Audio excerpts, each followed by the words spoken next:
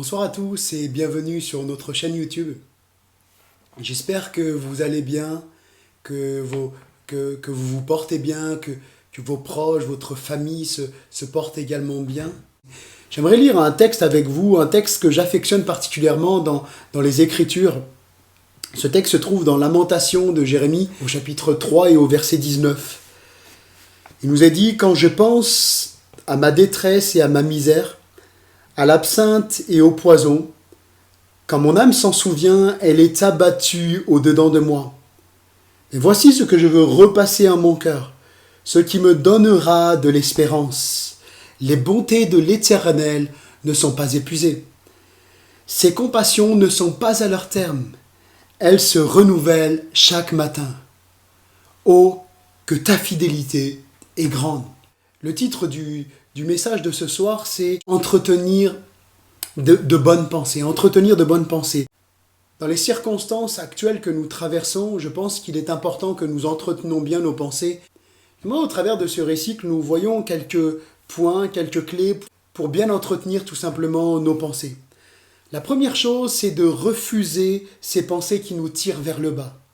Il y a des pensées que nous ne devons pas accepter dans nos vies. Ces pensées qui vont nous tirer vers le bas, qui vont nous amener à déprimer, et qui vont nous amener à ne voir que le négatif, à nous concentrer que sur le négatif. Ces pensées, elles vont nous entraîner tout simplement loin de Dieu et nous devons les refuser. Nous ne devons pas les accepter dans nos vies. Tout d'abord, il est important de refuser de se concentrer sur ce qui ne va pas.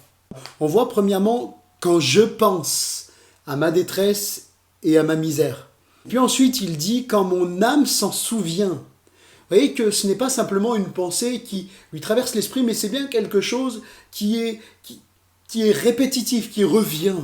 Et Jérémie, à ce moment-là, précis, il se concentre sur sa misère, sur sa détresse. Et ce qui va engendrer cet état profond où il va dire « mon âme est abattue au-dedans de moi ». Il y a une réalité qui est là, c'est que plus je me concentre sur quelque chose, plus je me dirige vers cette chose. Job pouvait dire « ce que je crains, c'est ce qui m'arrive. Ce que je redoute, c'est ce qui m'atteint. » De se concentrer sur ce qui ne va pas va tirer Jérémie véritablement vers le fond, va amener Jérémie à dire ces paroles « mon âme est abattue au-dedans de moi ». Et nous ne devons pas arriver à ce constat dans nos vies, à entretenir ces pensées tellement négatives qu'on en est à un moment à se dire dans nos vies « mais mon âme est complètement abattue ». Lorsque je passais le permis de conduire, lorsque j'ai commencé les leçons de conduite, l'une des premières leçons, je dirais que le moniteur d'auto-école me disait, c'était tout simplement de regarder là où je veux aller. Il me disait, ta voiture ira là où tu regardes.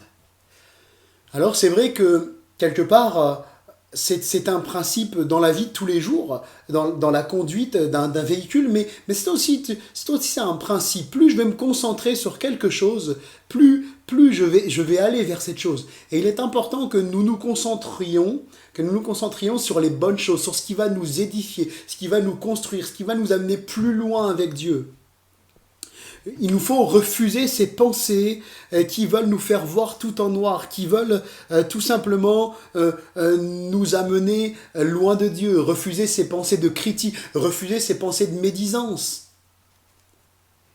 Si je refuse de me concentrer sur ces pensées mauvaises, il faut que je me concentre sur autre chose. Il faut que je me concentre sur ces pensées qui vont me faire du bien, qui vont me fortifier. Donc il faut que je me concentre sur Dieu, que je me concentre sur la parole de Dieu, sur ce qui va construire mon âme, qui va faire du bien à mon âme. Refuser ces pensées mauvaises afin qu'elles ne deviennent pas un mode de vie. Tout commence par une pensée, tout commence par quelque chose d'invisible. Même les actes les plus grands, les actes visibles qui se voient, qui ont même des conséquences parfois lourdes, commencent par une pensée. Et il est important de réaliser que tout se passe dans l'invisible, tout se passe à l'intérieur de mon cœur. Jésus disait, c'est de l'intérieur du cœur que viennent les adultères, les meurtres, etc. Et même cette pensée biblique qui dit que c'est de l'abondance du cœur que la bouche parle. C'est d'abord de l'intérieur que ça se passe. Et nous devons refuser ces mauvaises pensées pour qu'elles ne deviennent pas un mode de vie. Parce que certaines personnes ont accepté des pensées négatives, eh bien, elles ont adopté un mode de vie négatif. et elles ne peuvent concevoir la vie d'une façon positive. Peut-être est-ce ton cas, peut-être passes-tu par des moments où tu vois tout en négatif, tu as entretenu tes pensées de choses que tu as entendues sur Internet, et puis dans le contexte dans lequel nous sommes en ce moment, tu as entretenu même tes pensées par des vidéos de conspirationnistes, des vidéos qui t'amènent à la peur, qui t'amènent à la phobie, et aujourd'hui tu en es dans toutes sortes de pensées, et finalement tu entretiens tes pensées tout simplement de choses mauvaises, et ces choses mauvaises sont en train de produire des choses profondes en toi, et devenir un mode de vie. Eh bien, ce soir, j'aimerais t'encourager, il est encore temps de te reprendre. Il est encore temps de revenir devant Dieu, de te repentir, d'avoir entretenu ces mauvaises pensées et de dire maintenant, Seigneur, je choisis d'orienter mes pensées sur toi, de te faire confiance, de chercher davantage ta face. Le premier point que nous avons vu, c'était de refuser ces pensées qui nous tirent vers le bas. Le second point, c'est de veiller sur son cœur. Dans Proverbe 4, 23, il est écrit « Garde ton cœur plus que toute autre chose, car de lui viennent les sources de la vie. » Veillez avec quoi j'entretiens mes pensées. Nous pourrions comparer les pensées à une plante. Si j'arrose une plante de produits toxiques, de produits qui sont nocifs pour les plantes, eh bien tout simplement cette plante va périr. Cette plante va faner, cette plante va finir par mourir. Mais si j'entretiens tout simplement cette plante avec de l'eau, peut-être même avec des nutriments, des choses que j'arrose la terre dans laquelle est cette plante, eh bien cette plante va être dans un terrain, dans des conditions adéquates pour favoriser sa croissance.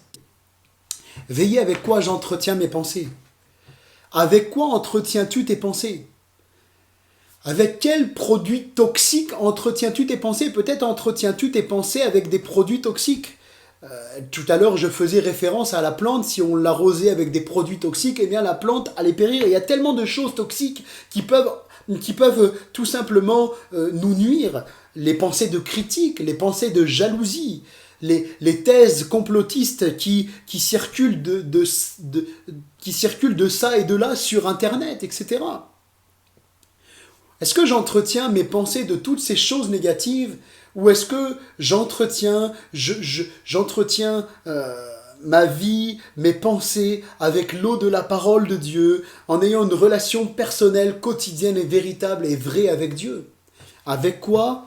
Veillez avec quoi j'entretiens mes pensées. Veillez avec quoi j'entretiens mon cœur, puis veillez et priez. Jésus va dire dans Marc chapitre 14 verset 38, « Et veillez et priez afin que vous ne tombiez pas en tentation. L'esprit est bien disposé, mais la chair est faible. » Le meilleur moyen de garder ses pensées pures, le meilleur moyen de garder ses pensées préservées du mal, c'est de nourrir nos pensées d'après la parole de Dieu. Nourrir nos pensées dans la prière, aller chercher la pensée de Dieu pour nos vies. Jésus se trouve dans un contexte très particulier quand il dit « Veillez et priez afin que vous ne tombiez pas en tentation ». Il se trouve là dans le jardin de Gethsémane et quelques instants après, il va être livré, il va être condamné, il va être mis à mort et crucifié. Jésus donne cet enseignement au « Veillez et priez » parce que l'esprit est bien disposé mais la chair est faible. Il nous faut veiller sur notre cœur, veiller sur nos pensées, veiller et prier. Le premier point de ce message, c'est refuser ces pensées qui nous tirent vers le bas, refuser de se concentrer sur ce qui ne va pas, refuser ces pensées mauvaises afin qu'elles ne deviennent pas dans nos vies un mode de vie, et puis veiller sur son cœur, veiller avec quoi j'entretiens mes pensées, veiller et prier, passer du temps à prier le Seigneur. Quand une mauvaise pensée vient, eh bien je la refuse et je me place dans la prière pour refuser cette pensée. Et puis ensuite, c'est recentrer mes pensées sur Christ. Jérémie, après avoir eu des temps où il va combattre dans ses pensées, il va penser à sa misère, à sa détresse, à l'absinthe, au poison, à toutes ces mauvaises choses. À un moment, il décide de ne pas se laisser entraîner dans ses pensées, mais il va recentrer ses pensées sur Dieu. Il va dire, voici ce que je veux repasser en mon cœur, ce qui me donnera de l'espérance. Les bontés de l'Éternel ne sont pas épuisées, ses compassions ne sont pas à leur terme. Elles se renouvellent chaque matin. Oh, que ta fidélité est grande, Jérémie dira. Il est indispensable de veiller sur nos pensées Et quand des mauvaises pensées veulent venir s'infiltrer, eh bien tout simplement de recentrer nos pensées sur Christ. C'est indispensable de veiller sur nos pensées et quand les pensées mauvaises voudraient venir prendre place, de prendre du temps pour parler à Dieu, par la prière, pour laisser Dieu nous parler au travers de la lecture de la Bible. Par sa mort sur la croix, par sa résurrection, Jésus-Christ nous a donné la possibilité de vivre une vie de victoire. Et Jésus veut nous communiquer sa victoire. Alors plus je vais passer du temps avec lui, plus je vais m'entretenir de la parole de Dieu et plus je vais me fortifier, plus mes pensées vont être nourries par Dieu. Et c'est ce que nous avons besoin, de laisser nos pensées se nourrir par Dieu, par sa parole. Et lorsque je suis allé trop loin dans mes pensées, lorsque j'ai trop médité des pensées mauvaises, eh bien, tout simplement, j'ai la possibilité de venir devant Dieu, de me repentir, c'est-à-dire de faire demi-tour sur ces pensées et de dire maintenant, Seigneur, je te demande pardon, je refuse ces pensées de critique, je refuse ces pensées de peur, je refuse ces pensées d'angoisse, je veux te faire confiance, je veux méditer sur tes promesses, je veux recentrer mes pensées sur celui qui me donne la victoire, sur Jésus-Christ, je puis tout par Christ qui me fortifie. Que le Seigneur vous bénisse, que le Seigneur vous fortifie, que le Seigneur vous aide à concentrer vos pensées sur Jésus-Christ, à centrer vos pensées sur Jésus. Bon temps de prière à chacun, que le Seigneur vous bénisse. À très bientôt.